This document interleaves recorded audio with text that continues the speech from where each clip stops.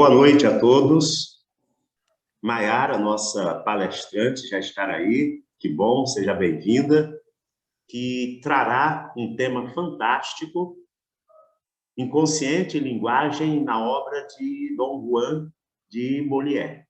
Nós estamos com 24 participantes, viu, Maiara? Pessoal, eu não vou demorar, ok? É uma alegria para a Escola Freudiana, Seção Teresina, que é mantida pela Associação Piauiense de Psicanálise, poder estar com vocês, realizar nosso evento. Desde 2018 que a gente vem trazendo a psicanálise para a Teresina, em conjunto com algumas outras instituições de psicanálise em Teresina, temos procurado colocar a psicanálise dentro dos padrões, dentro da ética, dentro de uma postura comprometida com aquilo que o pai da psicanálise, Freud, trouxe para nós.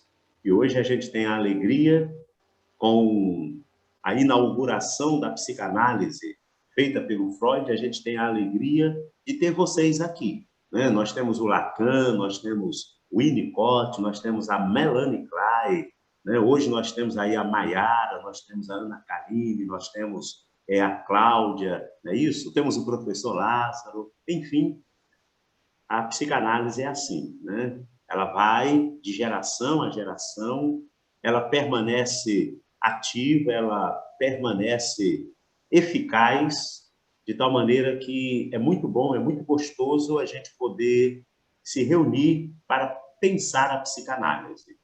E a Escola Freudiana, Seção Teresina, desde 2018, além da formação de psicanalista, porque nós temos o programa de formação de psicanalistas, nós temos atuado na terapia familiar, né? Terapia sistêmica da família e do casal.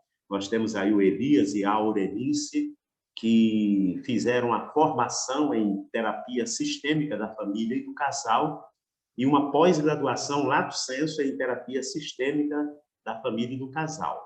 Temos realizado a nossa clínica social, que é uma atividade social aberta para o público de baixa renda, onde temos feito a escuta analítica, o atendimento da clínica analítica, oportunizando para muitas pessoas esse momento de fazer análise, né? Esse momento de escutar o inconsciente. E a gente tem, toda semana, a gente tem um evento. Nós temos o Cine Psicanálise, é uma oportunidade de ter um filme temático, de ter uma pessoa convidada e depois a gente abrir um bate-papo na discussão daquele filme à luz da psicanálise. Em uma outra semana, nós temos um outro evento, que é Diálogos da Psicanálise com a Literatura. É este evento que nós estamos hoje. É um evento novo, iniciado neste ano de 2021. Uma outra semana, nós temos um outro evento, que é Diálogos da Psicanálise com a Filosofia. E o nosso último evento, que ocorre também em uma das semanas do mês, é o Colóquio de Psicanálise. Então, todo mês nós temos 4 eventos, a título de semelhança com este que nós estamos agora. Então, turma, nós vamos ouvir a nossa palestrante, Maiara, né? Ela tem bastante informação, ela tem aí bastante conhecimento, ela traz aí essa temática sobre inconsciente, linguagem, dentro da obra aí do Dom Juan, e aí ela vai estar dialogando com a gente. Vamos estar aí participando, vamos manter os nossos microfones sempre desativados e, no momento oportuno, né, a Maiara vai estar orientando se durante a fala dela pode ser interrompida para alguma pergunta, para alguma dúvida, ela vai direcionar. Ou se ela vai preferir fazer toda a apresentação e depois abrir, né, para um bate-papo, abrir para um pensar, né, para uma discussão, tá bom? Então, É uma alegria te receber, Maiara. A Escola Freudiana, Seção Teresina, fica muito contente em você estar conosco. A Maiara sempre participa dos nossos eventos. E a gente abre, viu, gente? A gente abre a oportunidade para todos vocês. Então, todos vocês que estão aqui conosco estão convidados pela instituição. Você tem um tema, você tem uma contribuição, você gostaria de fazer a palestra? Entre em contato com a gente, né? Manda lá a mensagem, Lázaro, professor Lázaro, eu quero participar, eu tenho um tema, eu tenho uma matéria, eu quero fazer uma das palestras. Com certeza, você será bem-vindo, bem-vinda, e daremos, sim, a oportunidade. Boa noite, Lázaro. Boa noite, a fala é sua. Agradeço aí pela receptividade. Na verdade, para mim é gratificante hoje poder estar falando de uma temática que de algum modo me afeta muito, né? No sentido muito bom da palavra. Eu não vou fazer nenhum compartilhamento, na verdade, respeitando muito até o tema, essa questão do discurso, né, da linguagem. Então, eu estarei aqui me empenhando para fazer o bom uso dessa linguagem através da fala. Então, nós não teremos compartilhamento de slides. É um presente, na verdade, né, poder estar com vocês. Na verdade, eu acho que é o melhor presente que eu poderia ter este ano. E assim, Lázaro, o desejo de falar sobre esse tema tem muita relação, sim, com a psicologia, com o contato com a psicanálise, e, de certo modo, também com as formações na área das letras, né? Então, eu acho importante, antes de iniciar, também falar sobre a experiência em sala de aula, né? Como professora de inglês, professora de espanhol. A gente vai passeando um pouco sobre algumas literaturas, e aí veio despertar o desejo de conectar essa literatura com a psicanálise. Então, o tema desse nosso evento hoje é o inconsciente linguagem na obra de Dom Juan de Molière. Eu vou falando, assim, não tenho problemas, caso alguém queira falar, contribuir com alguma fala, super tranquilo. São muitos pontos, muitos tópicos, eu vou estar tentando condensar à medida do possível para que a gente possa falar, mas também tem algumas coisas que a gente vai precisar se aprofundar um pouco. Então, fiquem à vontade, quem quiser participar, quem quiser perguntar, ou tiver alguma dúvida ou alguma contribuição. Se não, a gente pode seguir a fala, né, seguir com o discurso, e depois a sua fala também é muito importante, Lázaro. É sempre um momento muito ímpar, né, quando você se posiciona também. Então, não só você, mas as outras pessoas que estão aqui. Então, agradeço muito pelo espaço e vamos lá, né? Então, a começar a se falar dessa obra, é pensar que existe uma relação entre psicanálise e literatura.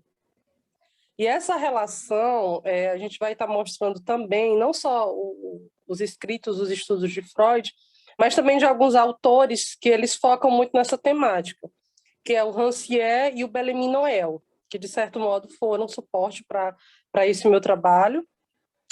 E o Freud, o que ele fez? De certo modo, ele utilizou da literatura para desenvolver a sua teoria, né? Nós sabemos que o Freud é o pai da psicanálise, a importância que teve os seus estudos, as suas observações clínicas e o modo como ele bebeu, né, da fonte da literatura. Então, o Freud, ele, dentro dessa teoria psicanalítica, ele sofreu algumas influências como a influência de Sófocles, que é onde ele vai desenvolver a teoria do complexo de Édipo, e também de Shakespeare, né? Ele faz o uso da obra de Hamlet para estar desenvolvendo e embasando muito dos seus estudos. Além da influência alemã de Goethe, ele sofreu a influência desses autores que, de certo modo, o ajudaram a pensar sobre uma clínica, um comportamento humano, no que tinha na literatura, na observação que ele teve, e essa inovação que foi a psicanálise. E aí nós temos também um conceito que é o conceito de inconsciente estético. O que seria assim, inconsciente estético? Nós ouvimos muito falar em arte, em literatura, em psicanálise, e em algum momento todas essas coisas se cruzam e passam a ter uma relação. Então, inicialmente, quando a gente pensa em estética, a gente pode pensar nas próprias expressões artísticas. E comparando isso com o trabalho da clínica, que é um espaço onde esse inconsciente ele acaba surgindo, nós podemos pensar sobre a liberdade que os artistas têm de se expressar. Então, quando um pintor ele de algum modo delineia uma tela, quando um escritor fala sobre um determinado tema, uma afetação, um sentimento, quando o escultor desenvolve uma escultura, todas essas expressões artísticas, elas têm uma liberdade muito grande de quem as produz. E isso não é diferente do setting terapêutico, onde nós recebemos pessoas que estão dispostas a falar livremente sobre as suas questões, sobre as suas demandas. Então, esse seria um pontapé, seria um início para se pensar que existe uma correlação, uma conexão com a arte, com a literatura, com a psicanálise, com a estética. E, como eu já disse, né, essas expressões elas aparecem na clínica psicanalítica. Então, quando a gente pensa no que o Freud desenvolveu em relação à teoria, na teoria da sexualidade infantil, nós pensamos que dentro da clínica é um espaço onde comportamento, situações e falas acabam sendo evidenciadas. E com isso, a partir do momento em que um sujeito que chega à clínica, ele se expressa, a sua sexualidade também acaba sendo expressa. Ou seja, uma tensão que acontece pela via da fala, ela tensiona o corpo, ela tensiona a fala, e, de certo modo, a gente vai, enquanto analista, enquanto psicanalista, entendendo que começa a se organizar esse inconsciente, né? O discurso do inconsciente. Acaba sendo revelado no setting terapêutico. E aí nós vamos falar sobre alguns trechos, né, e alguns diálogos que acontecem na obra de Dom Juan e acabam se distribuindo, sempre levando em questão o que está sendo expresso em relação ao inconsciente com o Dom Juan, com esse personagem, porque ele interage com outros. Então, essa expressividade que acontece na obra, ela não acontece somente com o protagonista, que é o Dom Juan, mas o modo também em que esse protagonista, esse personagem, ele se posiciona em relação aos outros personagens e os outros personagens se posicionam em relação a ele. Então, é possível observar na obra elementos da sexualidade, da pulsão, do complexo de Édipo, desejo e sintoma, né? Foram algumas correlações que nós encontramos. E vamos aqui, aos poucos, debruçando isso. E aí, quando a gente também fala em estudar literatura, em analisar a literatura, algumas pessoas correlacionam isso muito com fantasia, com imaginário, com criações. Mas, para além disso, quando a gente pensa em literatura, nós pensamos em como essa literatura tem o poder de nos mostrar questões relacionadas a um determinado grupo, a uma determinada época, a momentos históricos. Porque sempre que a gente pega uma obra literária, a gente consegue entender muito sobre aquele momento em que aquele escritor ele conseguiu relatar dentro de uma obra. Então, a literatura ela tem esse poder de dar informações sobre uma determinada comunidade. Dando informações sobre uma comunidade, sobre uma cultura, nós entendemos tempos específicos. E é por isso que muitas vezes nós falamos também sobre... muitas obras são atemporais. Então, eu considero que a obra do Dom Juan, ela é uma obra atemporal, porque nós encontramos o Dom Juan aí lá séculos atrás, mas nós encontramos Dom Juans hoje ainda na nossa sociedade. Muito embora hoje talvez com uma outra roupagem, com outro jeito, mas que tem umas características muito parecidas, né, se a gente pensar nisso simbolicamente. Então, a literatura, ela tem esse poder de trazer um momento, de trazer uma civilização para um momento em que a gente está lendo, né? Enquanto leitor, nós podemos visualizar, imaginar, fantasiar o que aquele autor relatou dentro da sua obra. E essa relação da escrita na literatura, ela vai ser sempre uma relação com algo que foi escrito pelo outro. Algo que vem de um outro lugar, de uma outra época e de uma outra pessoa. Isso também diz muito sobre, pensando em psicanálise, sobre a relação que nós criamos, né, que nós passamos a estabelecer com o outro desde quando nós nascemos e somos cuidados por alguém. Por um outro que nos cuida, um outro que que nos, de certo modo, passa a ter um lugar de afeto, de amor, de ódio. Então, essa relação com o outro também acontece aí na literatura. Bom, tem uma teoria do Freud, né, que eu acho que é o que traz, o que embasa muito sobre a psicanálise, sobre a teoria psicanalítica, que é o complexo de Édipo.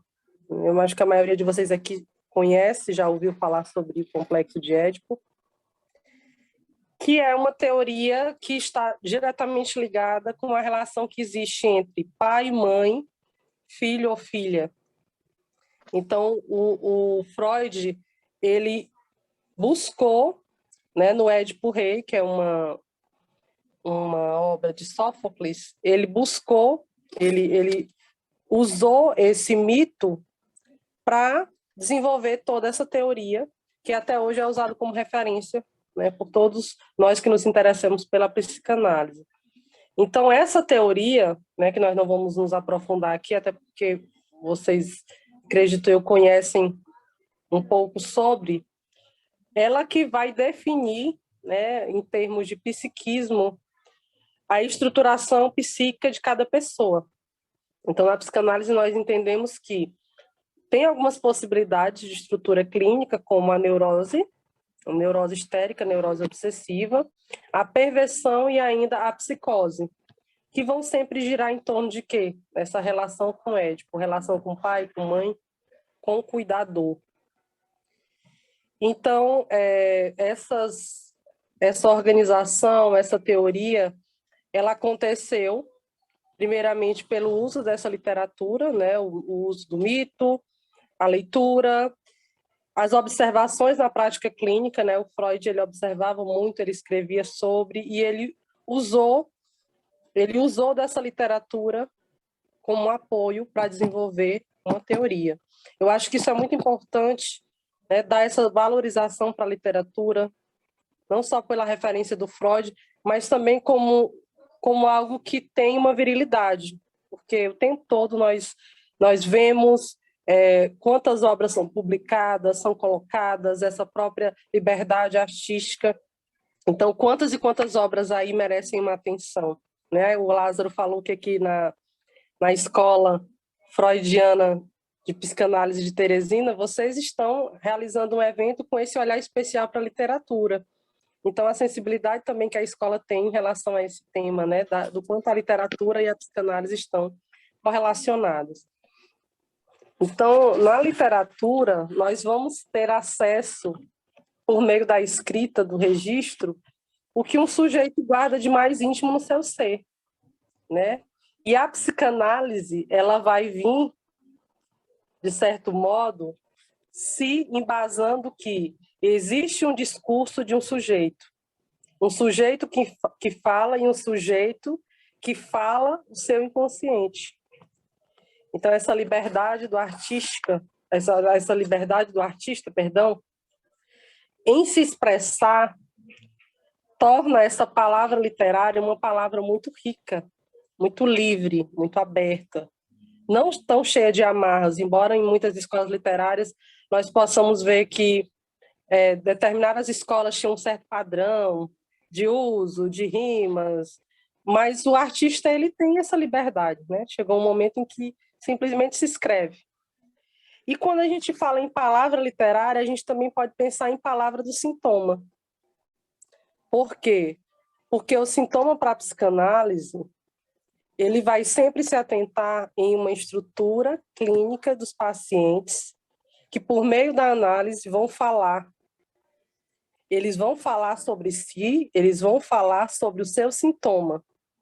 Então, eu também, quando eu entendo que essa literatura ela é uma escrita do inconsciente, ela é uma escrita, talvez, de uma fala, de um personagem, de um momento, eu também posso entender que é uma escrita como expressão de sintoma, que é o que a gente vai conseguir ver aí em muitos momentos conflituosos na obra do Dom Juan, em que algumas tensões acontecem e nós conseguimos ver, perceber que tem muito elemento ali inconsciente daqueles personagens. Eles se expressam pela via do discurso, o que também nós podemos encontrar na clínica como uma fala desse sintoma, né? Que pode vir como uma queixa ou até mesmo, não como queixa, mas que em algum momento o paciente ele expressa no setting analítico. Com isso eu quero dizer o quê? Que a literatura, ela não é apenas... aqui nós não vamos só falar de uma literatura em que se decodifica palavras, porque a gente pode pensar numa escrita, muitas pessoas acham o que está escrito, nós podemos ler na íntegra e está tudo totalmente expresso. Muitas vezes o que está escrito, o que foi dito é para além do que parece, né? E nós sabemos muito bem disso na clínica psicanalítica. Não seria só uma forma de fazer uma análise psicanalítica da obra, né? Eu também acho importante falar sobre isso, né? Fazer essa correlação aqui, porque pode ser mal interpretado quando a gente fala, eu vou falar de Dom Juan, né?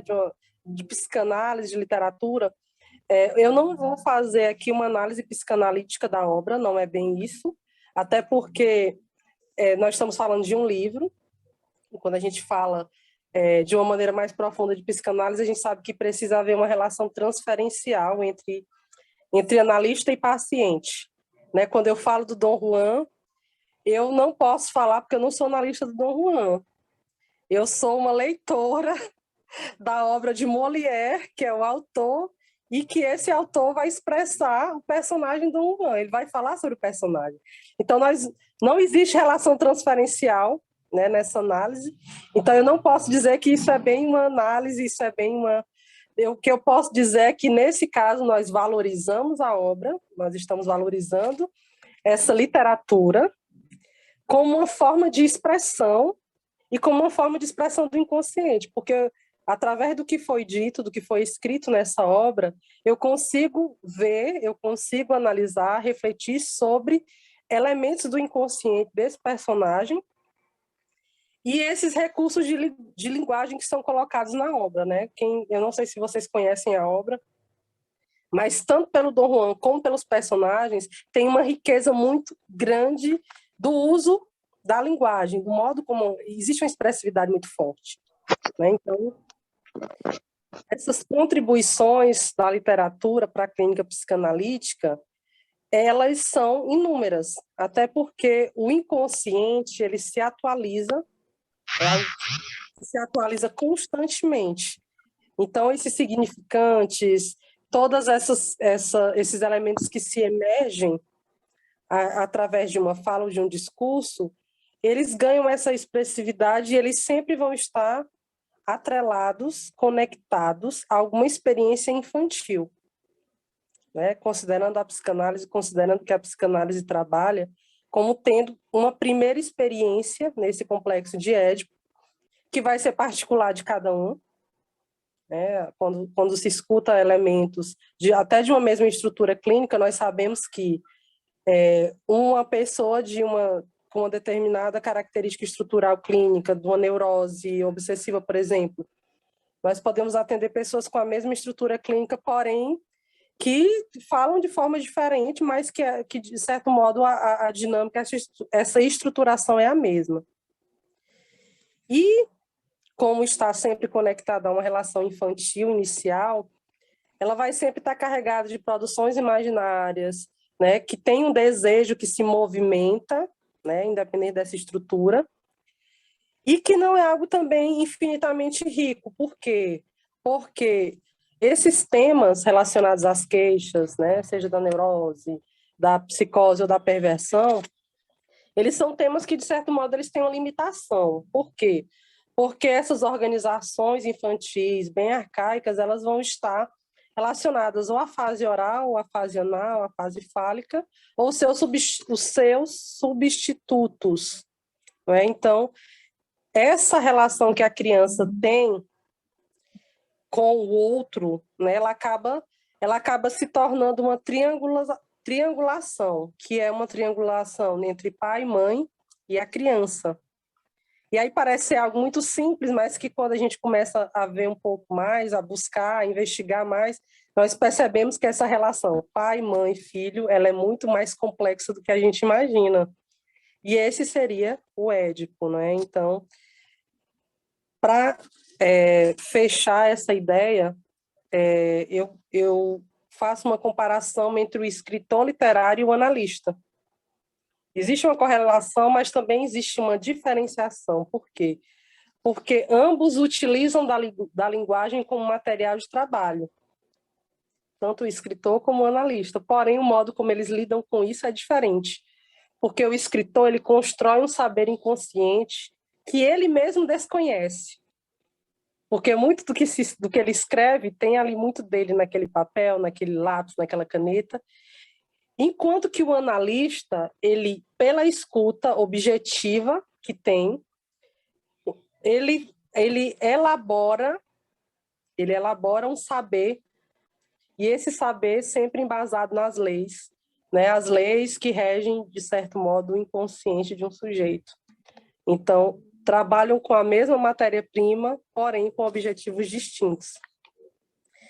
E aí a psicanálise e a literatura, né? E agora eu acho que dei essa volta para falar um pouco, para introduzir um pouco sobre essa importância, sobre essa conexão, mas também essa diferenciação, né? A gente vê a linguagem, vê o discurso, essa experiência na área de idiomas, de letras, eu acho que é algo que, de certo modo, ativa o desejo de conhecer um pouco mais sobre a literatura e que vai nos instigando, quando a gente começa a ler um livro, né, você vai se debruçando, se envolvendo e vai querendo conhecer mais. É o poder que essa arte tem também de provocar em nós os afetos. E nós vamos falar sobre o Dom Juan, né? O livro de Dom Juan de Molière. É uma peça teatral dividida em 7 cenas. É um título original. O título original é Dom Juan ou Le Fessin de Pierre, né? Que é de autoria de Jean-Baptiste Poquelin ou Molière. É uma obra que foi escrita entre 1622 a 1673 e tem uma tradução de Milor Fernandes, que foi o que me embasou para esse trabalho. Bom, nós temos vários personagens, né? Eu não vou versar sobre todos eles. A partir de agora, eu vou me debruçar um pouco mais na obra. Então, falando dessa obra, eu vou fazer a leitura de alguns trechos, não dá para ler o livro todo, embora dê vontade de apresentar o livro todo para vocês, é um livro encantador, mas a gente vai falar sobre alguns pontos principais e apresentar essa conexão com a clínica psicanalítica, né, com o que foi apresentado de teoria, o que o Freud fala sobre inconsciente, e também esses autores que eu falei inicialmente, que trazem aí a questão do inconsciente estético. Bom, é uma obra em que nós temos um galanteador, né? Um homem cheio de atributos, de qualidades, que tem uma necessidade muito grande de conquistar mulheres. Ele conquista, ele as conquista e depois da conquista, assim que ele as tem, ele as despreza. Então, a partir do momento em que essa mulher é conquistada, que essa mulher é possuída, para o Dom Juan ela não tem mais valor, não é algo mais que vale a pena manter. Então, o objetivo do Dom Juan é conquistar, ter e descartar. E isso, né, é nisso que gira esta obra. O Dom Juan, ele faz investidas amorosas, com relação a essas mulheres, né? Então, conquistou, abandonou. E o Ferenczi, que é também um autor, ele faz uma comparação, ele usa o termo simbolismo da ponte. Eu vou fazer uma leitura sobre o que ele diz sobre isso, mas ele diz o seguinte: Ferenczi se refere ao que chama de simbolismo da ponte e descreve sua tentativa em descobrir as múltiplas camadas de significação adotadas pelo inconsciente na lenda de Dom Juan. Considerando a interpretação feita por ele, a ponte é, primeiro, um membro viril que une o casal parental durante as relações sexuais e ao qual a criança pequena deve agarrar-se se não quiser parecer na água profunda que a ponte domina. 2, na medida em que é o membro masculino que se deve o fato de ter nascido dessa água, a ponte constitui uma via de passagem importante para o outro lado, o que ainda não nasceu, o seio materno, e este lado a vida. 3, como o ser humano é incapaz de representar-se a morte, ou para além da vida, a não ser a imagem e semelhança do passado. Portanto, como um regresso ao seio materno, a água, a mãe terra, a ponte adquire igualmente a significação simbólica de uma via de passagem para a morte. E 4, enfim, a ponte pode servir para figurar passagens, mudança de estado. Então, essa colocação do Ferenczi é como se, de algum modo, esse simbolismo da ponte, esse retorno, né, ele até faz quando ele fala esse membro viril, até o próprio falo, né, que é simbolizado como o pênis, como esse lugar de retorno ao que seria, quem é o primeiro que tem contato com a mãe? A essa mãe, que ao mesmo tempo é símbolo de vida e é símbolo de morte, não é? O da onde se vem. E, ao mesmo tempo, ele faz uma comparação com a Mãe Terra, que é o local para onde todos nós um dia vamos, quando morremos, né? Então, é algo tão intenso que vai de um extremo ao outro, de um nascimento a uma morte. E o Ferenczi, ele faz essa comparação muito forte, né, nessa obra de Dom Juan de Molière.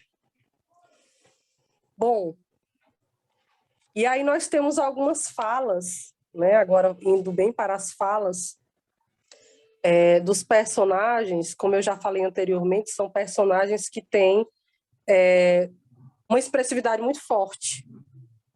Uma expressividade muito forte, porque nós vamos ver no livro falas de pessoas um pouco mais elitizadas, que falam com termos difíceis, com palavras mais rebuscadas. Nós vamos ver camponeses que falam de uma maneira mais simples. Então, essas relações, essas simbolizações que acontecem em relação aos personagens e ao Dom Juan, eu vou iniciar apresentando o Leporello. O Leporello, ele é um criado de Dom Juan. Ele o acompanha a todas as suas aventuras, a todas as suas andanças, e ele, quando se refere ao Dom Juan, né, ao seu comportamento, ele nem diz que se refere a ele. Para falar com ele sobre ele, ele fala que está falando de uma outra pessoa. Olha só o que ele diz. Na cena 2 do ato 1, ele diz com a seguinte fala: não falo do Senhor, não. Se eu tivesse um patrão assim, eu lhe diria claramente, olhando bem no olho: ousa o Senhor zombar do céu dessa maneira? Não treme o Senhor de fazer o que faz, de escarnear das coisas mais sagradas? Acha que ele fica bem, ínfimo verme da terra, lombriga desprezível? Falo do patrão que imaginei. Acha que pode mesmo colocar em risco tudo o que os outros reverenciam? Então, quando o Leporello ele se refere a esse patrão, que não é ele, né? Mas ele fala o que ele quer dizer para o Dom Juan, dizendo que não é, você não é meu patrão, você não é assim. Se eu tivesse um patrão ruim assim, eu falaria isso. Até essa riqueza desse discurso. Na verdade, o Leporello, ele não concorda com as atitudes do seu chefe, né? Ele não concorda, ele seria um representante da moralidade. né? E pensando em psicanálise, nós podemos até pensar como um representante do superego. Aquelas falas voltadas para as regras, para condutas, para os valores morais que nós aprendemos através da cultura a ter. Quando nós entendemos que nós não podemos viver em pleno gozo, em plena satisfação, que em algum momento o nosso desejo ele é barrado pelo outro, pela regra, pela lei, pela civilização, pelos outros, isso é a moralidade. Então, o Dom Juan ele tem muita dificuldade de entender isso. Mas aí vem esse personagem, começando a falar dos personagens que vem com essa moral muito pesada, mas que, por medo do que ele possa ouvir desse senhor, desse seu senhor, ele se posiciona nessa riqueza do discurso. Olha, eu falo para um outro que não é você, mas ao mesmo tempo eu falo para você o que eu gostaria de falar, né? Então, isso é muito interessante nesse discurso do Leporello.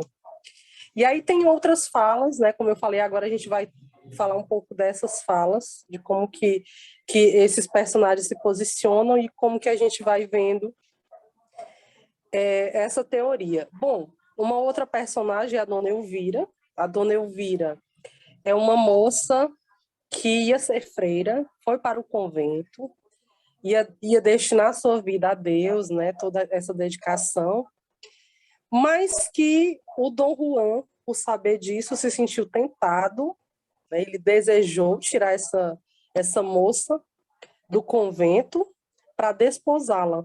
Exatamente isso ele fez. Ele a tirou do convento, a desposou e a abandonou.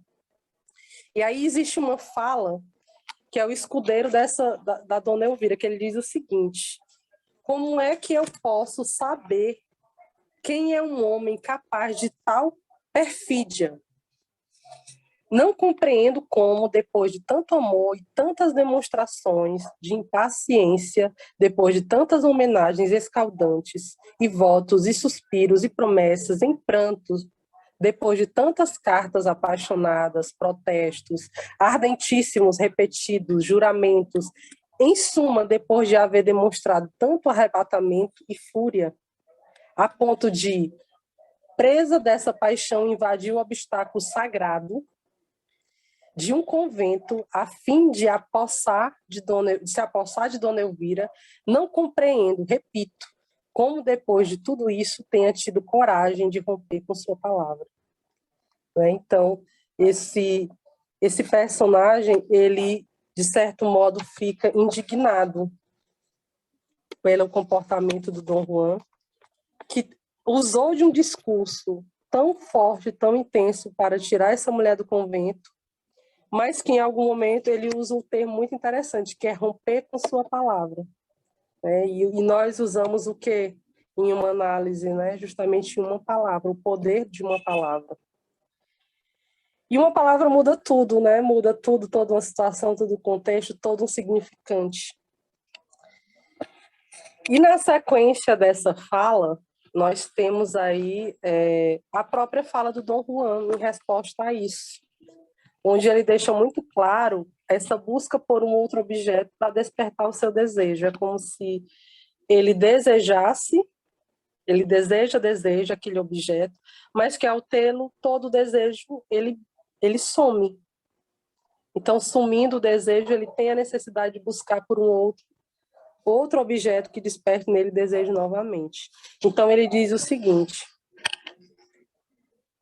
na cena 2 do primeiro ato, o Dom Juan diz: você pretende que uma pessoa se ligue definitivamente a um só objeto de paixão, como se fosse o único existente? Depois disso, renunciar ao mundo, ficar cego para todas as outras formosuras?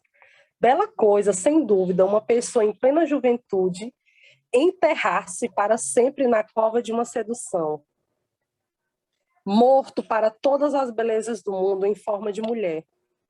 Tudo em nome de uma honra artificial que chamam fidelidade. Ser fiel é ridículo, tolo, só serve aos medíocres. Então, nós percebemos aí que na fala desse homem, ele não se prende a mulher nenhuma. ele simplesmente a conquista, se empenha, e a cada nova mulher, a cada nova situação, a cada nova conquista, ele vai renovando isso, né? E tem até isso até remete ao que o Freud chama de uma compulsão à repetição, né? O Dom Juan, ele repete o tempo todo isso, é sempre do mesmo modo, sempre com o mesmo objetivo. E aí nós temos também essa relação, essa repetição com mulheres, é algo que também nos remete a uma relação com a mãe, porque, como eu já citei o Ferenczi aqui, quando o Dom Juan ele conquista uma nova mulher, talvez simbolicamente, inconscientemente, ele esteja aí numa repetição e de uma forma muito inconsciente mesmo, buscando essa mãe. Então, o Ferenczi defende essa ideia de que essa repetição, essa compulsão, ela tem uma relação, um simbolismo com essa mãe, né? Então, seria um retorno ao outro, porque qual é o momento em que o Dom Juan abandona? Ele abandona essa mulher a partir do momento em que ele mantém relação sexual com ela. E aí vem aquela ideia de um retorno ao outro, que lembra muito até a questão do nascimento. O nascimento por onde a criança nasce pela vagina, que depois, posteriormente, vai haver um retorno aí com o seio, né? Ele volta para essa mãe, que ainda é um local de investimento, de onde ele veio, de onde ele saiu, que é por onde ele se alimenta. E o Ferenczi diz o seguinte: a cada relação sexual, este é efetivamente enterrado. E isso no mesmo lugar que foi o do seu nascimento. O resto do ego poderia, esse enterro, com certa angústia. A psicanálise de um grande número de sonhos e da claustrofobia neurótica explica o temor de um ser enterrado vivo, pelo desejo, transformado em angústia de voltar ao seio materno. Por outro lado, do ponto de vista narcísico, toda relação sexual, toda entrega de si à mulher constitui uma espécie de castração no sentido de Stark. E o ego lesado pode reagir a essa castração por uma angústia de morte, escrúpulos de consciência e fantasias de punição podem contribuir igualmente para que o Dom Juan se sinta em cada ato sexual o mais próximo do inferno.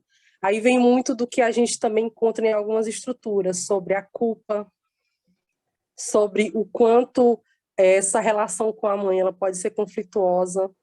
Tem pessoas que crescem, mas que não deixam esse lugar de dependência da mãe, esse lugar de não só de afeto, mas de dependência mesmo. E que isso pode ser algo atormentador, a depender do problema, da demanda, do sintoma. Isso pode ser algo realmente pesado, tenso e patológico, né? Algo adoecedor, algo que nós encontramos na clínica por meio de culpa, por meio de dificuldade até de investir em outros objetos, porque muitas vezes o paciente ele não encontra uma outra forma de sair desse ciclo, dessa repetição. No caso do Dom Juan, ele já procura tanto, tanto, tanto, que ele acaba colocando essas mulheres no lugar de substitutas da mãe, mas é como se ele nunca encontrasse essa mãe, né? Porque ele sempre precisa encontrar novamente, novamente, novamente, e assim é como se ele fosse aos poucos se enterrando, né? Fosse morrendo com isso. É um desejo que, ao mesmo tempo que está no alto, quando é concretizado, quando chega no ápice de uma relação sexual, se esvai totalmente e não tem mais valor algum. Aí vem toda uma questão aí do inconsciente desse personagem. E ele usa uma frase que todo o gozo do amor está na renovação. É uma frase do Dom Juan, na página 16 do livro, em que ele coloca isso como sendo uma necessidade de sempre estar renovando esse desejo, esse seu desejo em relação a essas mulheres. Bom, eu estou seguindo na sequência. Caso alguém queira falar alguma coisa, você também, Lázaro, fique à vontade. Nós temos mais alguns pontos aqui.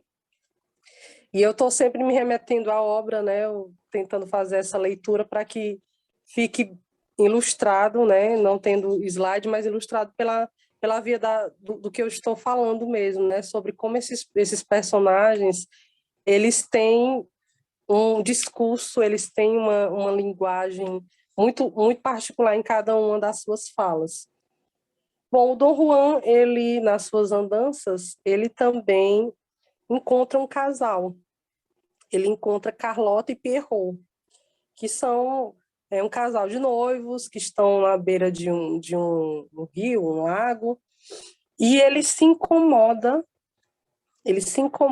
com o afeto que é demonstrado por esses personagens. Ele diz que nunca, jamais viu duas pessoas tão ansiosas uma pela outra, dando tantas demonstrações de tanto amor. A ternura ostensiva desse mútuo ardor me encheu de emoção e de inveja. Feriu meu coração, minha paixão nasceu do meu ciúme. Não suporto mais vê-los juntos. O despeito desperta meus desejos e antecipa o prazer extremo de poder perturbar essa harmonia. Romper o nó que os liga, verdadeiramente ofensa a sensibilidade do meu coração. Quando Dom Juan fala isso nos lembra muito a relação que uma criança tem quando vê o pai e a mãe, né? Voltando aí para o Édipo, como um casal repleto de afetos. Então, simbolicamente, isso pode estar representando aí esse incômodo, esses ciúmes, essa inveja, como a mesma que uma criança tem ao ver o pai e a mãe juntos, né? Que é uma cena bem comum, tanto na clínica infantil como na clínica adulta, quando se ouve falar dos pais, né? Esse lugar de incômodo do amor que a mãe tem em relação ao pai, o pai em relação à mãe, e a criança está aí nessa triangulação, nesse meio. Não é? Então, isso é algo bem interessante. E aí o Dom Juan, ele usa uma estratégia bem interessante, que é o quê? Ele simula um afogamento. Ele simula um afogamento para que ele possa ser salvo e atrapalhar o pessoal que está namorando, o casal que está namorando. E nessa situação, quem o salva é justamente o noivo, né? O rapaz, o Pierrot, que vai muito prontamente intervir e salvar o Dom Juan. E o Pierrot, ele se encanta com o Dom Juan, porque ele, por ser um homem simples, né, do campo, tá lá com a sua noiva, ele vê um homem e ele vai falar de como que é esse Dom Juan. Ele diz o seguinte, ele fala dos acessórios, das roupas. Os outros vestiram ele todo ali, mesmo em frente de nós. Meu céu, nunca vi ninguém se vestir tanto. Quantas histórias e penduricalho eles botam em cima esse fidalgo, sabe, Carlota? Eles até cabelo que não são grudados na cabeça, botam por cima de tudo, com uma crapuça feita de toda de cachinho. E umas camisas tem manga tão larga que dá para caber tu e eu. Ainda convida mais outras pessoas. Em vez de calça, tem uma espécie de avental grande, que Deus me livre. Em vez de colete, usa um coletinho que a gente nem sabe o que é. Metem ainda umas mangas em cima das mangas, e mais fita, e mais fita. Fica uma coisa de dar dor. Tem fita até nos sapatos. E os sapatos têm sarto tão alto que eu, na certa, caía deles, se conseguisse subir neles.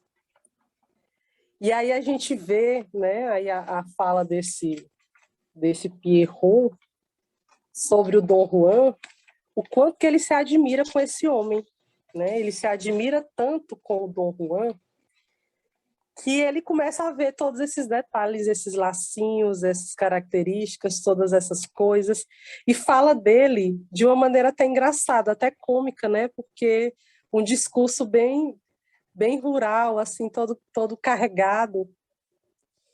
E isso, depois, na sequência do livro, traz um ponto que é muito interessante, que é a própria Carlota, a noiva do Pierrot, porque ela se apaixona pelo Dom Juan, né? Enquanto o noivo está criticando, está falando que é engraçado esse monte de fitinha, de lacinho, de cachinhos, ela se apaixona.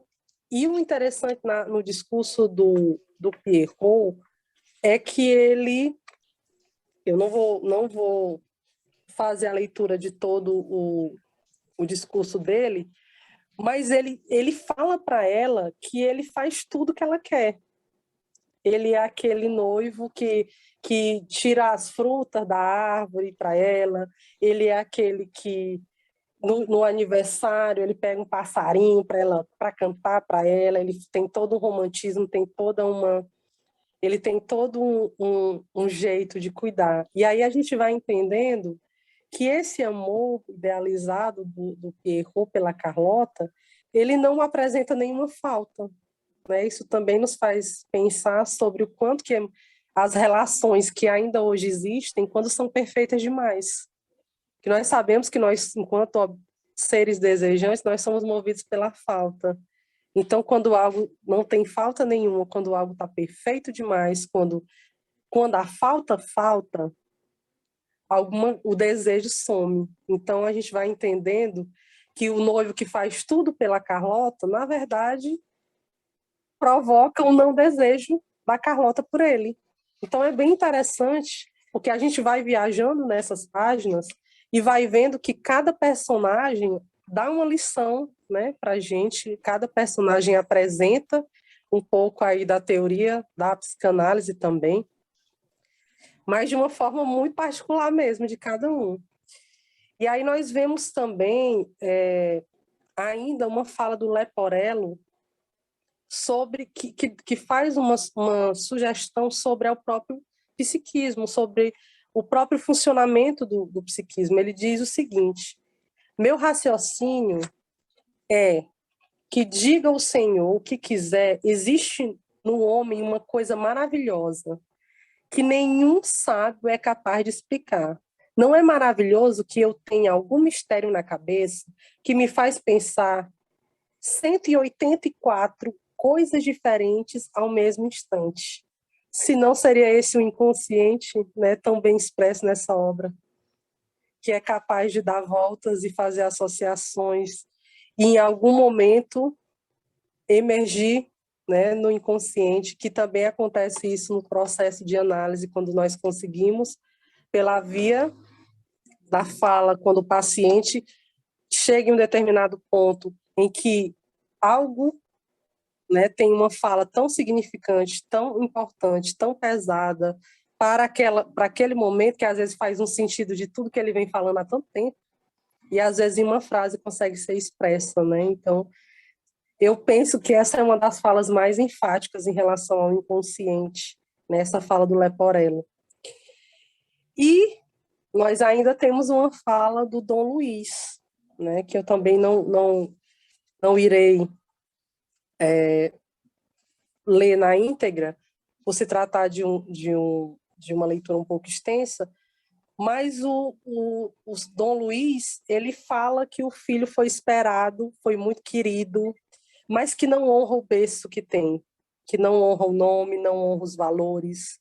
E aí vem esse pai, né? Aparece esse pai do Dom Juan no meio da obra, para mostrar que houve em algum momento um simbolismo, houve em algum momento um lugar de lei, um lugar de ordem, um lugar de castração, mas que talvez o Dom Juan, por esse conflito que nós não sabemos ao certo qual a estrutura desse personagem, nós só vemos esses elementos inconscientes, ele diz que quer que o pai morra logo.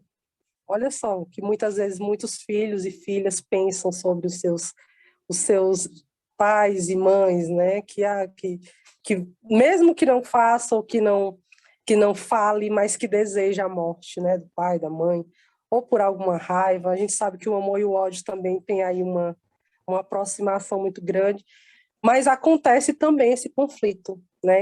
E nós estamos falando o tempo todo desse conflito edípico, desse conflito do pai, do filho, da mãe. Isso é bem colocado aí, quando o Dom Luiz se envergonha do filho que tem, que não herdou seus valores e que não tem esse lugar, não dá essa sustentação no discurso que o pai, essa coisa da honra, do desposar uma mulher e respeitá-la, né, e não ter que alguém que não tem credibilidade perante a sociedade, é isso que ele coloca. E nós também temos uma crítica social do Dom Juan, né? O Dom Juan, quando ele é colocado, quando o pai fala isso, ele faz uma crítica ao que ele chama de hipocrisia da sociedade. Ele fala que é muito mais interessante você ser um bom moço, aparentar ser um bom moço, embora você não seja, do que você sê-lo de fato, porque a sociedade não valoriza o que você é. Quando você é talvez um bom moço, você nem é visto por isso. E aí demonstra um pouco dessa hipocrisia da sociedade. E essa fala eu faço questão de ler, porque ele diz o seguinte: disso ninguém mais se envergonha. Ao contrário, se orgulha. A hipocrisia é um vício, mas está na moda, e todos os vícios da moda são virtudes. O personagem do homem de bem é o mais fácil de interpretar. Em todos os dias, qualquer hipócrita o representa com razoável perícia. E fica quase impossível saber se estamos diante de um hipócrita no papel de um homem de bem. É o mais fácil de interpretar em nossos dias. Qualquer hipócrita o representa com razoável perícia e fica, está repetindo, perdão, e fica quase impossível saber se estamos diante de um hipócrita no papel de um homem de bem que banca o hipócrita para não ser humilhado como um homem de bem. O exercício da hipocrisia oferece maravilhosas possibilidades. É uma arte da qual faz parte natural a impostura, como o blefe em certos tipos de jogos. Então, o Dom Juan, ele coloca uma crítica à sociedade, é como se todos falam de mim, mas embora com outras facetas, a sociedade é tão hipócrita quanto eu. Então, é mais fácil ver que tem outros como eu do que simplesmente me criticar, né? Ele faz aí essa crítica social. E nós temos aí o final da obra, né, onde o Dom Juan ele se encontra com uma estátua de alguém que ele matou. Aí nós não sabemos, fica muito expresso na obra se ele realmente ouviu, se foi algo do sintoma histérico coletivo, porque o Leporello escuta, ele também escuta, então eles se assustam quando eles convidam a estátua para jantar e a estátua diz que vai. E aí vai lá um susto para esse homem que demonstra esse falo durante toda a obra. E no momento em que, bem no final do livro, é claro que tem muitas outras coisas que não foram colocadas aqui, a gente colocou só alguns trechos, aparece uma mulher velada, dando a oportunidade do Dom Juan se arrepender de todas essas coisas que ele fez, essas mentiras, e ele não se arrepende. E aí ele some, simbolizando aí que ele vai para o inferno. E assim acaba a obra, e é uma obra que tem uma riqueza de detalhes, uma riqueza de discurso, uma riqueza de teoria, né? Eu tentei aqui, de alguma forma, condensar algumas dessas falas, mas para fechar o que a gente encontrou aqui, é que em uma obra como essa, de Dom Juan, a gente consegue conectar essa ideia de literatura e psicanálise, a gente consegue ver essa interlocução, essa conexão e essa diferenciação também, porque a gente busca um discurso do inconsciente um discurso que é colocado numa obra, um discurso que aparece na clínica psicanalítica, e que nesse trabalho, né, que nessa reflexão é voltada para essa obra de Dom Juan de Molière. Bom, existe uma diferenciação muito grande a se pensar, por isso eu já, inclusive, antecipei que nós não estamos aqui psicanalizando a obra, mas sim fazendo uma análise do discurso, né, do discurso do personagem, dos personagens, e, de algum modo, apresentando elementos desse inconsciente que é expresso pela via da fala, mas que existem aí uma separação. E que separações são essas? Bom, uma análise, ela acontece por meio de uma transferência, onde analista e paciente passam a estabelecer uma relação analítica, e existe uma transferência, existe uma fala livre, existe uma associação livre à ideia que o paciente fale sobre o que vinha à mente, e por meio disso, o inconsciente ele é colocado, né, a famosa cura pela fala. Por outro lado, quando se trata de algo escrito, né, como eu já disse, o Dom Juan não me conhece, eu não conheço Dom Juan, nem o autor da obra, né? No caso, eu consigo ter acesso ao que foi escrito pelo autor, pelo artista. Então, nós temos aí um discurso estático, embora seja um discurso que traga muitas reflexões, que nos dê muitas ideias, que nos provoque reflexões, mas é um discurso que está feito, registrado, finalizado, findado. Eu não posso perguntar se o Dom Juan fala que o gozo é a renovação.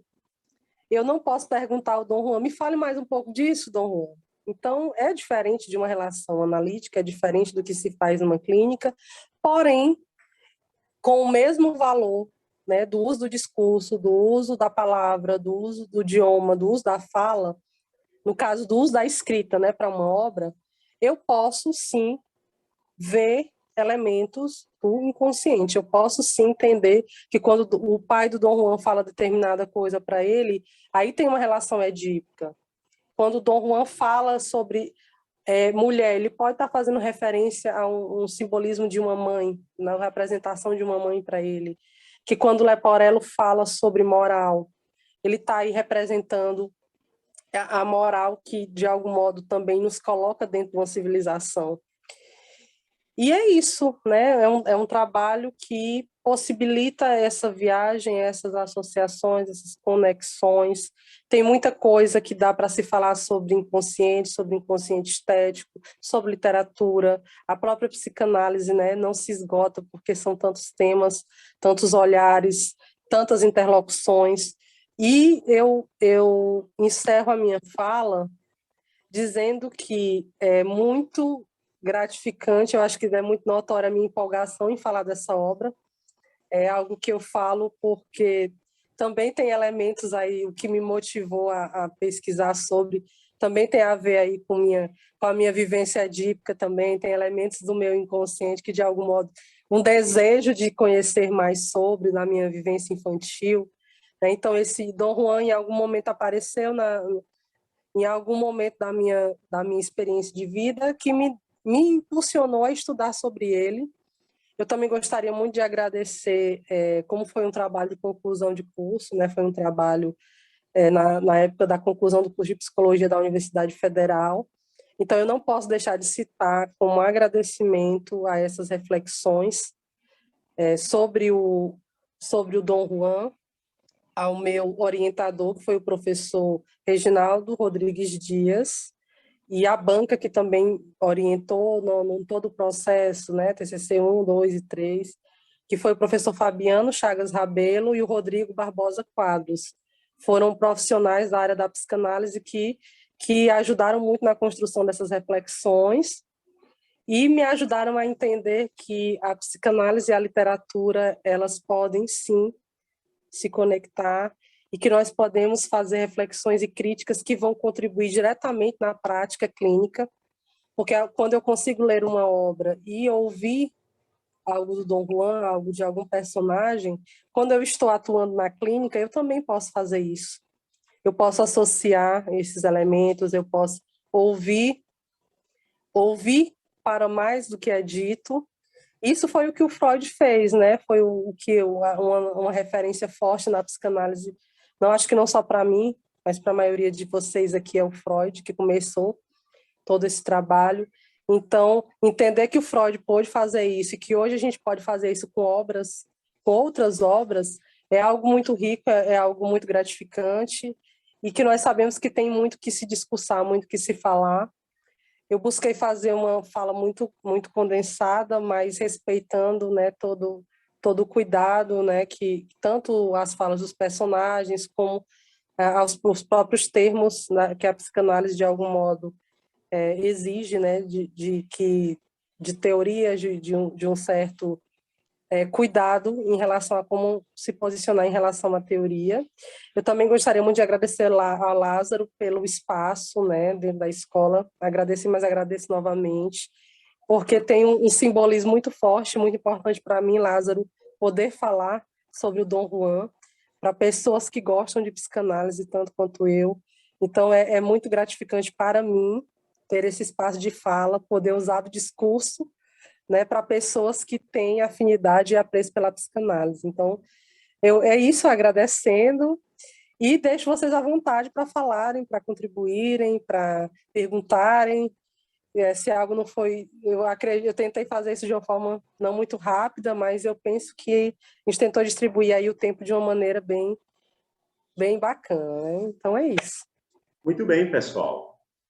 Temos aí a fala da nossa palestrante, né? A Maiara, que é da área da psicologia e também da área de letras, e traz este saber, né? Este conhecimento que vocês acabaram aí de ouvir.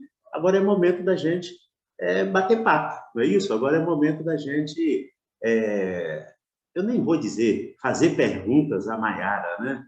Mas trocar ideias, né? De repente, algum ponto da fala dela que vocês queiram que ela fale um pouco mais, ou de repente alguém tem aí uma contribuição, né, para acrescentar e assim por diante, beleza?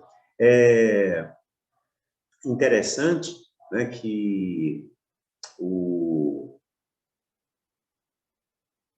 autor que a Maiara traz aí, na área da literatura, né, ele entra como uma literatura subversiva, né? Na psicanálise, o Dom Juanismo, né, o Dom Juan, né, ele praticamente é abordado dentro de uma estrutura clínica perversa, né? Então, quando a gente adentra na psicanálise, o Dom Juan ele faz parte dessa estrutura clínica, né? Aí a perversão. E vocês ouviram vários relatos colocados aí pela Maiara, e é interessante a saga do sujeito, né? O sujeito queria apenas despojar as mulheres. A partir do momento que as mulheres eram despojadas, ele largava, né? Não servia mais. E quando a gente faz uma análise desse perfil, né, desse estigma aí do Dom Juan, essa é a realidade, né? É uma relação objetal não resolvida, é uma relação com o objeto, né? E aí entra dentro dessa estrutura clínica perversa. Na verdade, a estrutura clínica perversa ela faz uma coligação muito grande com a estrutura clínica da psicose, né? A perversão acaba que apresenta-se como uma ramificação psicótica, mas na psicanálise a gente tem uma consideração especial, específica para a perversão. E na psicanálise, quando a gente olha realmente o subversivo, esse casamento com a literatura, Maiara, é perfeito, né? Porque a perversão tem muito de subversão, né? E uma das características da literatura envolvendo aí o personagem é exatamente esse aspecto subversivo. Então, muito legal, e eu quero aí parar minha contribuição, porque a gente quer ouvir um pouco mais os outros, né, que participam aí da sala. Mas eu achei muito legal também, Maiara, sua referência ao Ferenczi, né? Eu acredito que você está falando do Sándor Ferenczi, ok? Então, o Ferenczi, ele monta um trio, né? São todos contemporâneos, são todos colegas da mesma época e discípulos do Freud. Ferenczi, Otto Rank e Wilhelm Steckel. Então, a gente tem esses três personagens. O Otto Rank não era médico, né? O Otto Rank, ele praticamente vem da área da filosofia, mas o Sándor Ferenczi e o Wilhelm Steckel eram médicos, psiquiatras, e eles formam um trio. Eu achei muito interessante quando a Mayara faz referência, até mesmo a uma questão edípica, aquela relação triangular, né? Pai, mãe e a criança, quando a Mayara faz aí uma referência sobre esse deslizamento, né? Esse escorregar do nascimento e a sua busca para reposição, a sua busca para voltar ao elemento essencial. Então, tipo, com o parto, né, com o nascimento da criança, a criança passa por uma separação primeva, né? Uma separação primeva. E esta separação, ela é conflitual, ela é traumática. Quando a criança busca o seio da mãe, na verdade, é uma simbolização como se ela está recorrendo a manter aquele vínculo, né? Manter aquela relação que existia enquanto estava no útero. Então, o ato de mamar, ele entra também como uma tentativa de superar a separação, de superar essa ruptura primeva. E aí a Mayara fala muito legal, citando o Ferenczi, mas o Henk, Mayara, ele é bem mais categórico, ele é bem mais forte do que o Ferenczi. Quando, em uma das falas da Mayara, que de alguma forma nutre bastante o Dom Juan, né? A questão do ato sexual, né? A questão específica da penetração. Então, o Dom Juan era um penetrador de carteirinha, né? Ele tinha uma carteirinha de penetrador. E o que ele queria fazer era isto. A coisa dele era penetrar, né? Penetrou, pronto, acabou, não serve mais. E este ato do Dom Juan, na literatura, né? Essa tendência subversiva, mas esse ato ligado ao ato sexual, essa coisa de penetrar, o penetrador, é porque em cada penetrada é como se ele estivesse regredindo, é como se ele estivesse voltando à relação materna do útero, voltando a esta simbiose com a mãe. E aí o Otto Rank, Mayara, vai trabalhar o trauma do nascimento, né? O Otto Rank trabalha o trauma do nascimento. E aí o Otto Rank defende exatamente isto, que o nascimento é uma ruptura, né? E aí o Otto Rank, ele tem escritos fantásticos em relação à questão da sexualidade, né? Como o Ferenczi, né? O Ferenczi tem uma obra, me falha aqui agora a obra, é um livro fininho, muito legal, que é uma teoria muito legal mesmo da sexualidade. Pode ser que até o término da fala aqui hoje eu lembre. Eu até tenho este livro, tem que abrir com muito cuidado, senão a folha rasga, né? Ele é pequenininho, mas o Ferenczi fala sobre isso. Porém, o Otto Rank, ele coloca que na vida sexual dos seres viventes, o ato sexual representa exatamente um retorno ao paraíso, né? Um retorno àquela paz, àquela segurança, né? E aí o Otto Rank, quando trabalha o traumatismo do nascimento, ele diz que o ser humano busca no ato sexual superar o trauma do nascimento, né? Que é uma prática que na psicanálise a gente consegue aplicar dentre as explicações, os entendimentos aí do Dom Juan. Beleza, aí, ó, já participei, já tive a minha parte. Agora queremos a participação de vocês, queremos ouvir um pouco vocês, tá bom? Vamos lá, gente? Nosso programa aqui é encerrar às 20h30.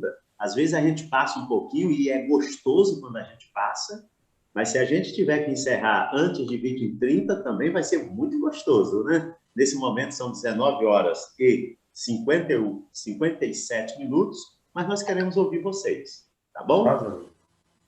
Lázaro. Vamos lá, Elias. Oi. Boa noite. Deixa eu me arrumar aqui. Nayara, boa noite. Boa noite, Elias. Eu estou engatinhando aí, só ouvindo, né, alguns encontros, mas eu queria destacar dois aspectos. Parabenizar, porque para mim, vai ser fácil falar isso,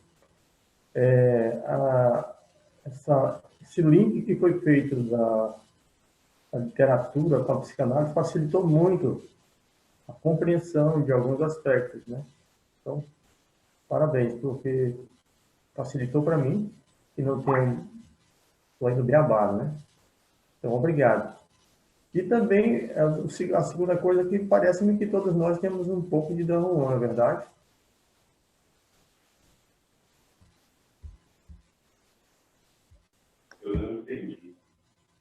Eu não entendi. Você fez uma pergunta, Elias? Eu faço uma pergunta. Parece-me que cada um de nós trazemos ou temos um pouco de Dom Juan. Ok. Vamos ouvir a Maiara, né? Trazemos, Maiara, cada um de nós um pouco do Dom Juan? Bom, inicialmente eu respondendo ao Elias, eu devo dizer que eu tenho um apreço pelo personagem, né? Não estou dizendo que eu tenho um apreço pelas atitudes dele, mas eu tenho um apreço por toda essa riqueza, né? Que é um personagem muito rico. Então, ele é um personagem que ele tem a resposta certa, ele sabe usar o discurso certo para uma situação que sempre lhe favoreça. Então, ele é alguém muito desenrolado. Independente da estrutura, Lázaro, eu também, quando eu comecei a estudar o Dom Juan, eu via um perverso. Eu pensava, esse personagem, ele é um perverso clássico, ele usa e despreza esse outro, né? Essa mulher. Então, é um objeto de satisfação onde ele sabe como gozar e ele descarta.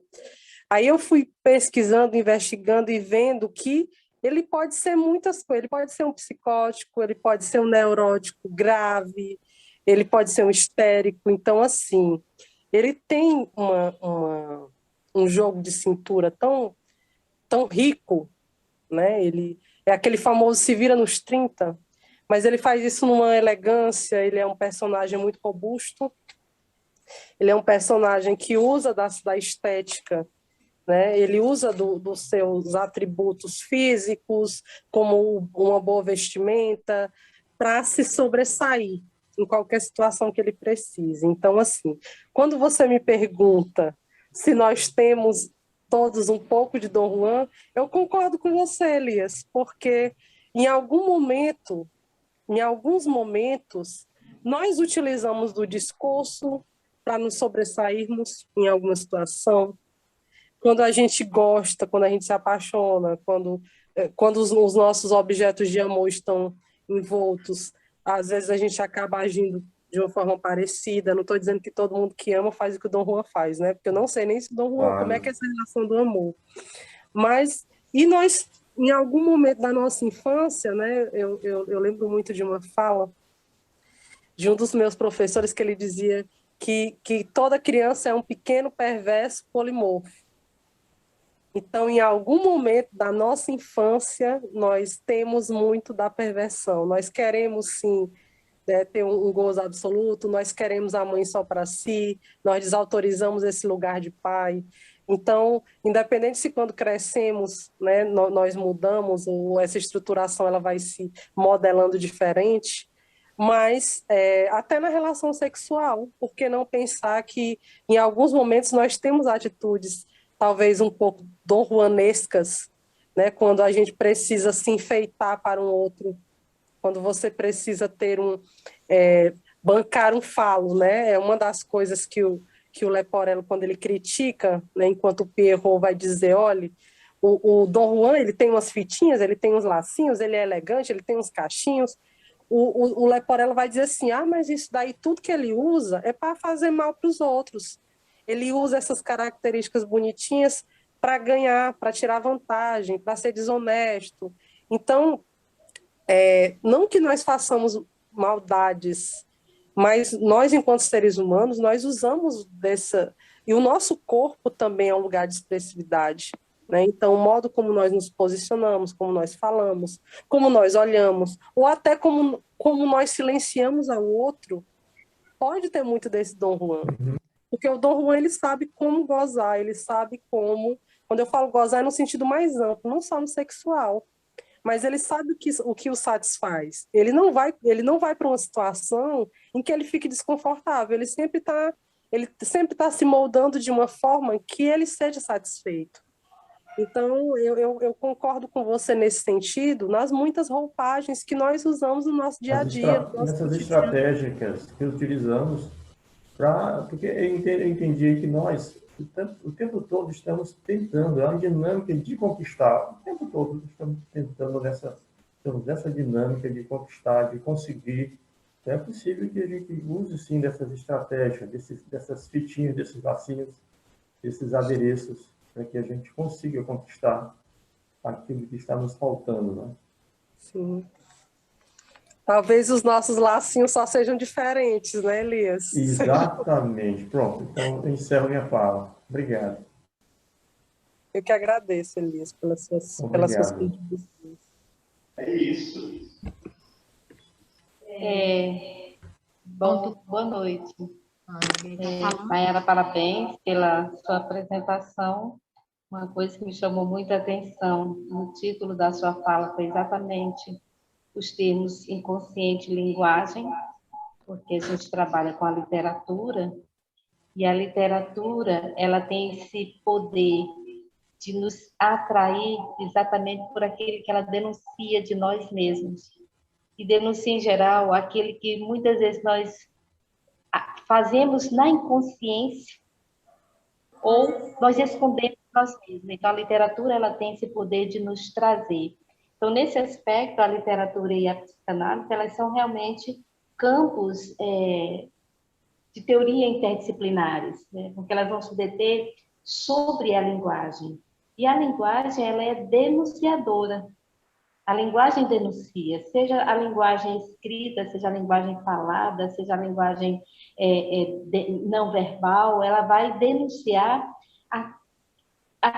alguma coisa do que se produz, né? Então, a linguagem, enquanto instrumento da literatura, ela vai trazer de forma artística essas manifestações que vai desvendar os mistérios inconscientes, os mistérios da psique, porque ela atua exatamente nesse campo da subversão.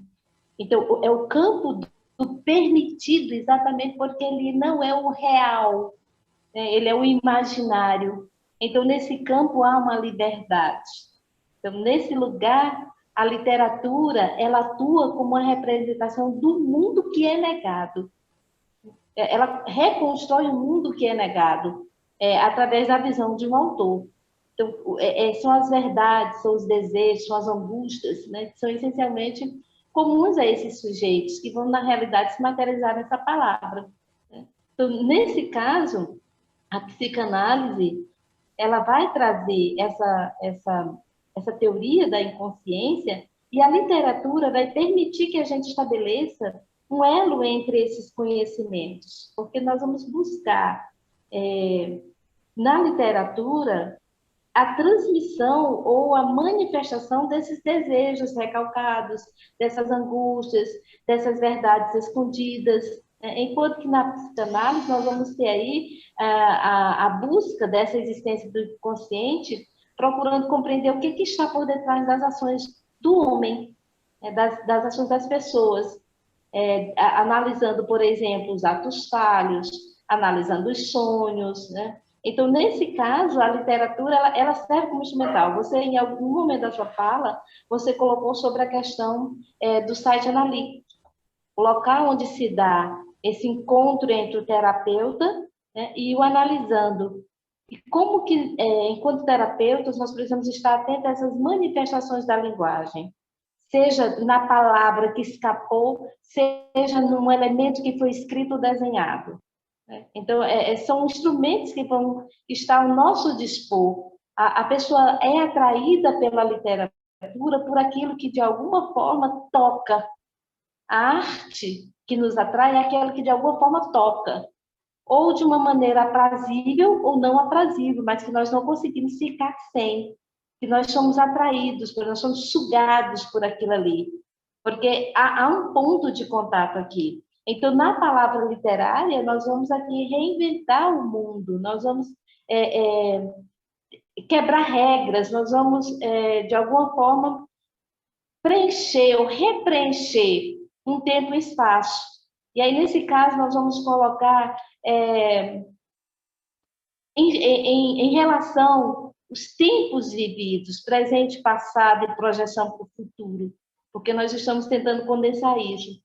Então, achei muito interessante essa questão de você colocar esse título inconsciente à linguagem, tentando trazer essa relação entre a psicanálise e a literatura e a psicanálise como instrumentos de trabalho até do terapeuta, daquele que pensa realmente em viver nessa relação com a linguagem, porque o trabalho de terapia é um trabalho com a linguagem, e não apenas a linguagem escrita, como a gente vem colocando. No que se refere ao Dom Juan, é uma obra realmente, uma peça teatral, né, muito interessante, que deixa evidenciado mais esse caráter, a gente usa a palavra subversivo, eu diria que até amoral do personagem. Né? É um elemento sem a Constituição, que aí pode denunciar essas diferentes facetas que você colocou do ser humano, não apenas do personagem, mas do ser humano. Então, de uma forma que muitas vezes não é consciente. É algo movido pelo inconsciente. Mas eu gostei muito da sua fala, parabenizo pela explanação da obra, achei bastante pertinente. Eu agradeço pela sua... Eunice, não é isso seu nome? Eunice? O som está baixo. Muito bem. Eunice é o nome da nossa colega, é isso? Aurenice. Aurenice?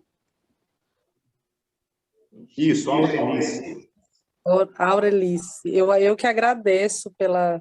Nossa, você falando e eu lembrando, né, aí dessas conexões, isso é muito interessante quando a gente consegue estabelecer, né, essa interlocução, esse viajar, né, no que é dito, como é dito, e é muito bom ouvir de vocês, né, o modo como foi ouvido, né, como foi escutado também essa explanação. Eu também concordo que é uma obra que serve para a vida, né? Bem atemporal mesmo, que dá para a gente trazer, encaixar a obra no que a gente vive socialmente hoje. Né? Eu agradeço muito aí pela sua fala, pelas suas contribuições também. Muito bom. Alguém mais? Eu só queria fazer uma colocação, professor. Ok. Primeiro, né, parabenizar mesmo, né, a Maiara, foi muito bem posicionada, O meu tá dando realmente, né, ela nos conduziu no livro, né, na história, o personagem, que a gente fica com desejo de ler mais, de ouvir mais, viu, Maiara? Foi muito bom, um tempo muito precioso. Eu quero só destacar em relação ao que eu me percebi aí mais escutando, né, o que a Maiara estava falando, quando chegou no ponto em que Dom Juan ficou observando o casal de noivos e a forma em que ele se expressou a respeito da relação deles dois, né, a relação dos noivos. E quantas vezes nós não somos tão verdadeiros como o que ele externou, né?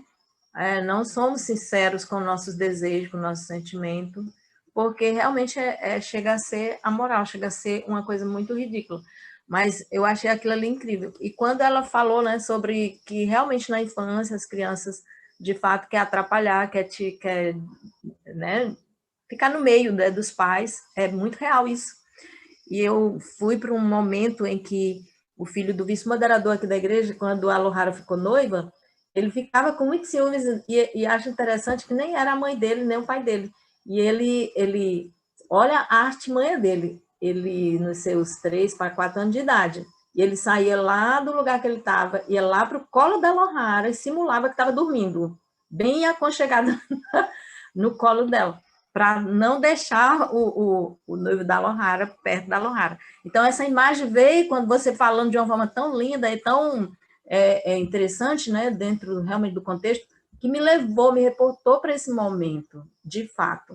E aí o outro fato é o noivo, né? O Dom Juan, ele foi muito honesto com ele mesmo, sincero, né, em falar, não, aquilo ali está perfeito demais, eu quero bagunçar aquilo ali. Agora, o noivo, ele foi tirar o valor do Dom Juan, falando mal das tirinhas, das coisas, quando foi provocar na noiva mais ainda estima, né? Então, às vezes, a gente quer denegrir, quer bagunçar, não sendo honesto, entendeu? É a mesma coisa do Dom Juan. Então, de fato, todos nós temos um pouco do Dom Juan.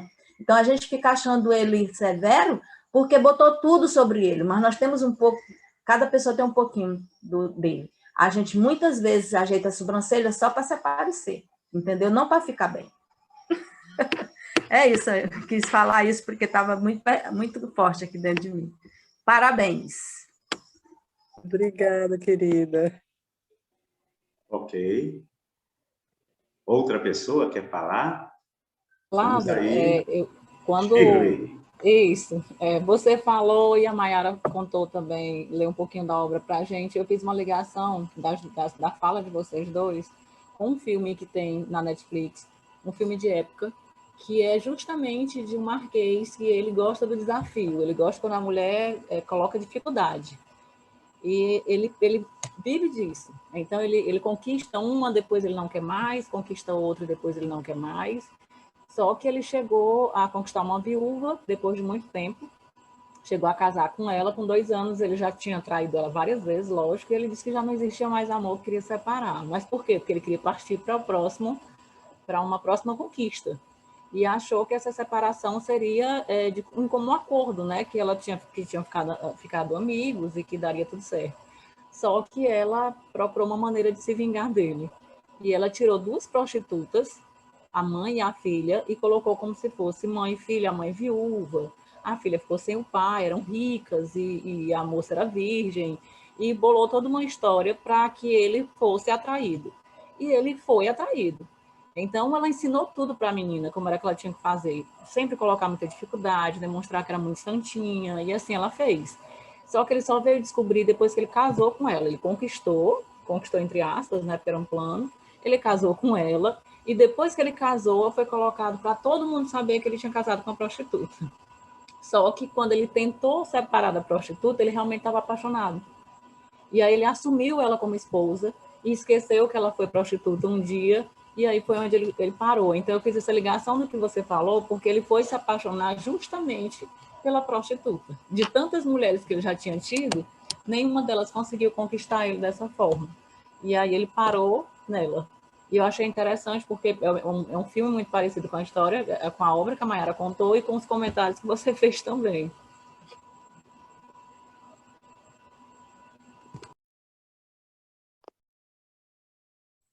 Ok. Dom Juan continua vivo dentro de cada pessoa. Quando eu falei sobre a questão da estrutura clínica, é interessante, gente, porque a psicanálise tem um olhar completamente diferente, né, do senso comum, até mesmo diferente da maioria dos profissionais, principalmente profissionais aí da saúde.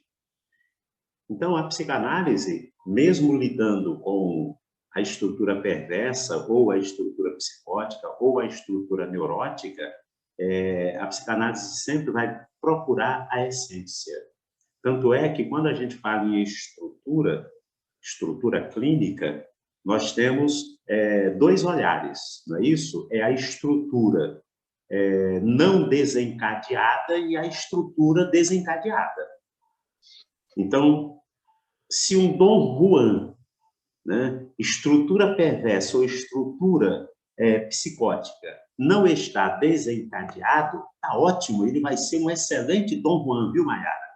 Né? Agora, a partir do momento que há um desencadeamento dessa estrutura, então isso pode realmente gerar, né, um espectro perigoso, isso pode realmente gerar um conflito e assim por diante. Mas o olhar da psicanálise sempre vai ser um olhar no sentido de escutar o sujeito, independente do que seja este sujeito. A psicanálise não olha o marginal como marginal.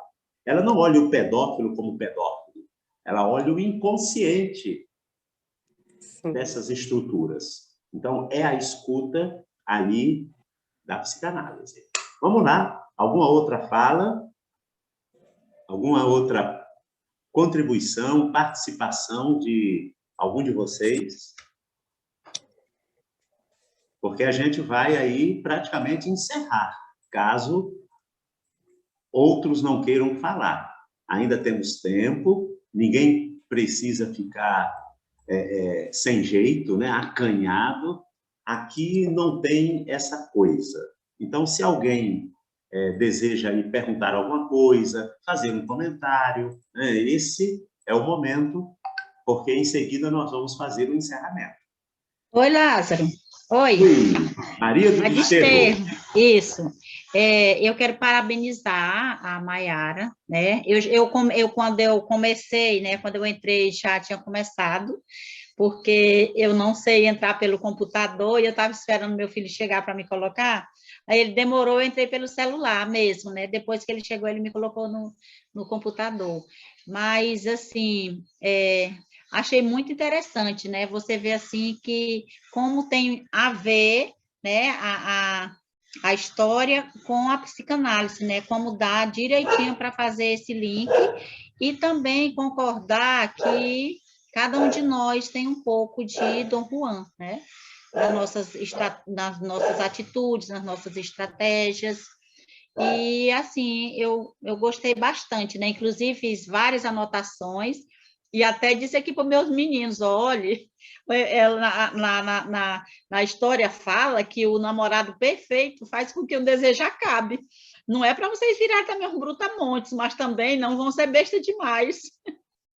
Já falei até para um aqui, né, para ter cuidado, né? Porque você vê que o homem era muito bom, né? O namorado lá, personagem do casal, né? Ele era um namorado perfeito e a namorada foi, né? A noiva se apaixonou, foi pelo Dom Juan, né? Então, porque ele já era bom demais. Então, assim, eu já falei aqui para um deles. Eu disse, olha, cuidado, viu? Não seja besta demais, não. Então, assim, a gente realmente uma história muito boa, né? Muito significativa. Eu gostei bastante. Parabéns. Obrigada. Muito bom. Então, vamos encerrar? Vou contar até 3, se alguém quer falar, quer contribuir, né? Quer perguntar alguma coisa. É nesse momento, viu? Eu senti, Lázaro e Mayara, eu senti só a necessidade nessa fala da Desterro, é que cada pessoa tem a sua escassez, né? Então, nem toda relação a gente pode entender como suprir tudo. E aí é muito relativo isso, esse ponto. Eu entendi a fala da Mayara, entendi o ponto que a Desterro falou aí, que foi o que tocou nela.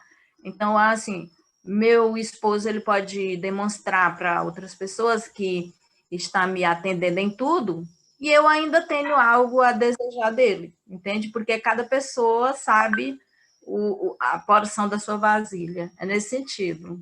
A gente tem que ser realmente verdadeiro. Muito bom. Eu acho que isso também tem muita relação com a cultura, né? Com o modo como nós romantizamos algumas relações, né? Eu acho que também vale fazer assim, essa crítica social também, porque nós sabemos que nós não podemos tirar o imaginário, quando nós nos relacionamos com alguém, isso tem uma série de questões nossas, né? Expectativas, o modo como nós idealizamos o outro, o modo como o outro, o que nós esperamos, assim, muitas vezes as relações elas tendem a ter uma ideia de completude, né? Talvez esse voltar aí, né? Como a gente já comentou aqui, esse voltar a um outro, a uma mãe, a um momento de completude total. Então, muitas vezes, algumas relações, elas são colocadas culturalmente, socialmente, de forma que o outro tenha que atender às expectativas. Então, às vezes, realmente, e a depender da estrutura, a pessoa sempre vai querer se colocar como alguém que vai suprir a falta do outro. Aí essa crítica da obra nos faz também pensar, né, nisso. Até que ponto essa completude ela deve existir, ou até que ponto essa falta deve existir, né? Então, alguém pediu aqui o texto, eu posso sim disponibilizar, posso estar passando para o Lázaro, é uma leitura bem interessante. Mas, voltando para essa questão da completude, é o que a gente vai buscando, né? Às vezes no outro, e muitas vezes estou tentando lembrar, Lázaro, daquela frase do Lacan, que amar é esperar do outro que ele não pode nos dar. Não é isso? Me ajude aí nessa frase. Então, muitas vezes, amar é isso, é também estar disposto a lidar com as incompletudes, com as imperfeições, com as diferenças. E aí, quando você vai tentando, às vezes, tamponar todas essas faltas, apagar, né, cobrir, o desejo ele pode se esvair, mas é claro que também isso depende de relação para relação, porque tem estruturas que se casam muito bem, né? Às vezes, algo que para mim, Maiara, parece absurdo numa relação, para um outro casal pode dar super certo, para uma outra mulher pode dar super certo. E isso que também é o interessante das relações que se estabelecem. Aí a psicanálise também acaba nos despindo desses valores, que a gente vai entendendo que às vezes alguém que parece tão desorganizado, que a vida está tão de cabeça para baixo, mas você olha para um casal e é um casal que se dá muito bem. Mas que para a minha realidade às vezes não, né, não cabe.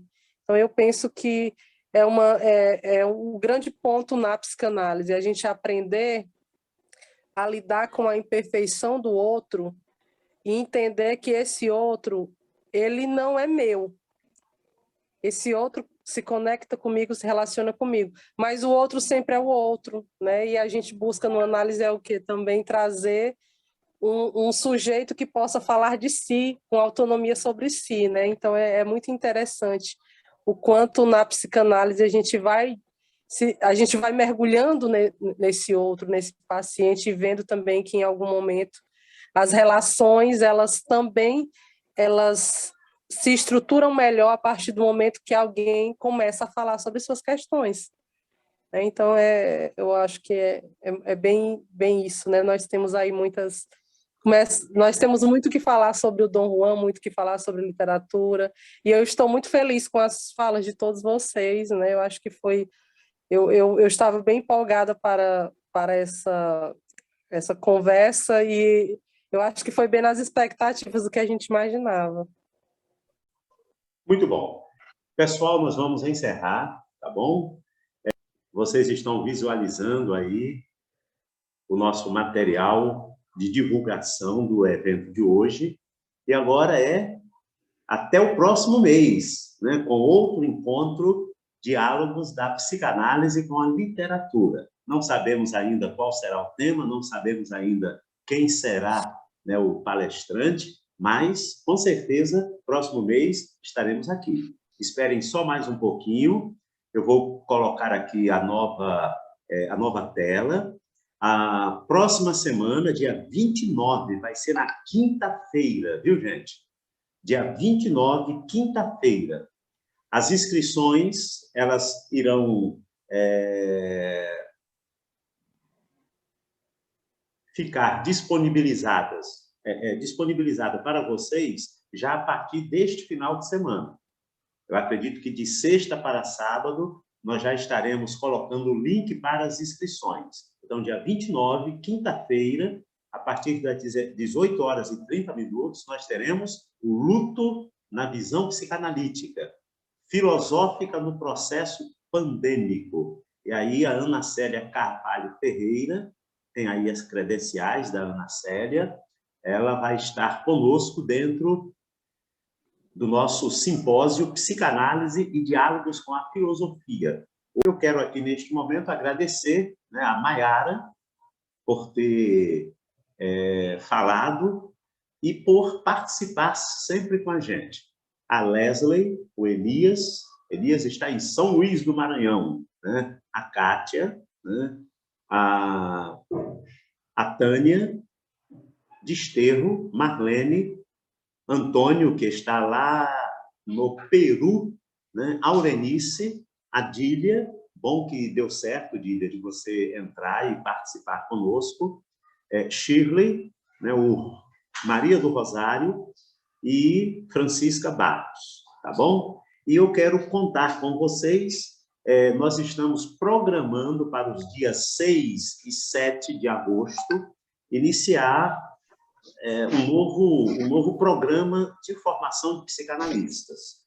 Estamos aí já com as inscrições abertas, o número ainda é um número pequeno, mas nós estamos planejados e confiantes de que dia 6 e 7 de agosto iniciaremos aí um novo programa com novas pessoas se interessando pela psicanálise. Fica o convite, né, para todos que têm participado dos nossos eventos. Se você deseja conhecer a psicanálise, se tornar psicanalista, procure uma instituição de psicanálise. Pode ser a Escola Freudiana, Seção Teresina, aqui em Teresina. Nós temos outras 2 instituições em Teresina, que são instituições sérias. Então, você tem a opção, de repente, de procurar uma dessas outras instituições. Mas, quem sabe, né, tenhamos aqui no público nosso do evento de hoje alguém que tenha interesse pela psicanálise. Fica aí o convite para integrar um novo programa, uma nova turma de formação. Pessoal, uma boa noite, tá bom? Um beijo para vocês e vamos manter aí essa nossa caminhada, vamos manter aí este conhecimento, este saber. Boa noite, nosso evento está encerrado. Muito bom ter todos vocês participando. Boa noite. Boa noite a todos. Obrigado. Maiara, obrigada. Eu que agradeço. Parabéns, viu, Maiara? Obrigada. Muito bom. Boa noite, Maiara. Muito obrigada. Boa noite. Obrigada. Valeu, Maiara. Parabéns. Boa noite. Obrigada. Isso agradece muito, né? Agradeço a todos. Parabéns, Maiara. Nós vamos interromper aqui a transmissão, tá bom? Alguns já estão saindo. Como o nosso evento já está encerrado, tchau, tchau, boa noite, e vamos encerrar aqui a transmissão.